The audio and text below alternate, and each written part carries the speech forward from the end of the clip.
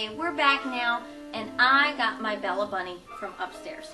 Now, Bella Bunny is a very special bunny, or rather, Bella's special in and of herself, but what Bella Bunny is wearing is of supreme, ultimate, phenomenal importance, because my daddy died when I was 5 years old. This is not a tall, well, it's kind of a tall tale, but not really a tall tale. And so, I was quite the daddy's girl. And years ago, I was in my mid-20s or so, I guess. I went to Daddy's gravesite on Christmas Eve, crying and crying and bawling my eyes out at my daddy's grave. And I cried to him. I said, "Daddy, do you have any idea how much I miss you and how much I love you and how I think of you all the time, and I wish you hadn't died." And I cried and cried and cried and cried and cried. And it was like a scene out of a movie. I was in an antebellum gown styled in, let's see, I had a Garibaldi blouse and a Zouave jacket and a cartridge pleat skirt with the crinolines and the little granny boots and fur hat and cape, and I'm slumped on the ground by his grave marker, and it's this misty, drizzly, gray, overcast Christmas Eve. And I'm just crying and crying and crying. So I get up and I realize, you know what? It's time that I got to get ready to go to family activities for Christmas Eve.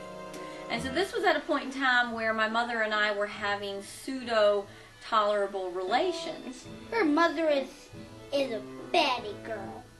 Yes, what do we call her? Witch Granny. Witch Granny, yes. Because I think she really is a witch. But in any event, this was at one of the rare respites in history where we were able to pseudo-coexist under one roof.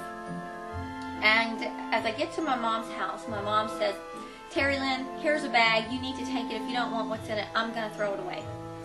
And so I look in the bag, and there's a photo album from when I was a little girl, and it had 2 pictures of my daddy in it, and I had never had any pictures of my daddy. All growing up, I had none.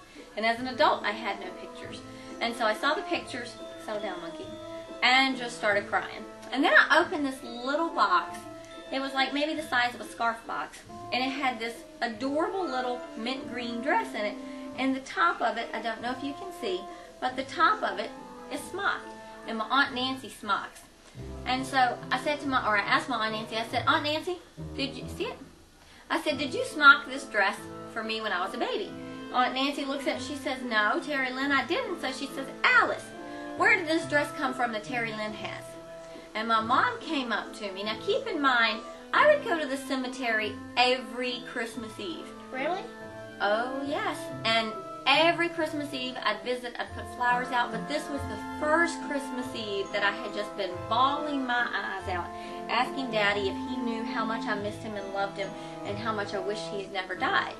So, my mom comes up to my Aunt Nancy and me, and she says, "Terry Lynn, when you were born, your daddy could not stand the fact that his precious baby girl did not have a new dress to wear home from the hospital, and he wasn't going to have her wearing any hand-me-down dresses.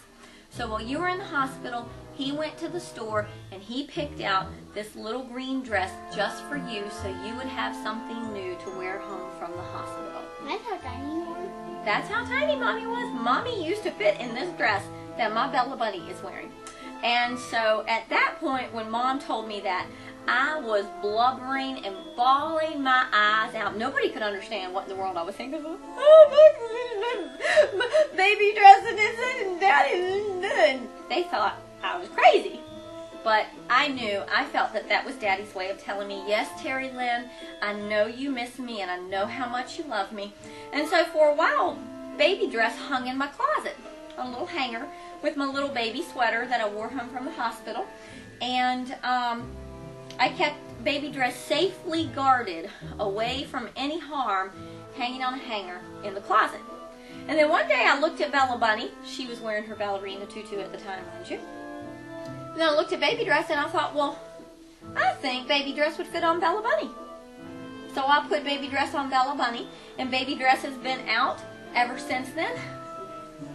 I admit I sometimes sleep with Bella Bunny because she makes a very good cuddle partner.